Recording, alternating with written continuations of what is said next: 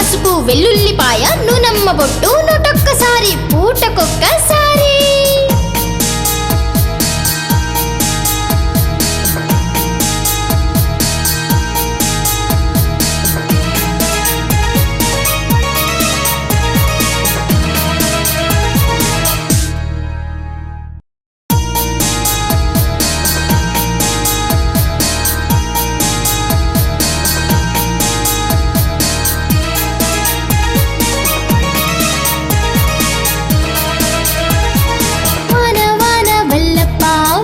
తిరుగు చెల్లప్ప అరుగు మీద బండారాయి కొలెక్కి రాని కాలు విరిగే. దానికేమి మందు?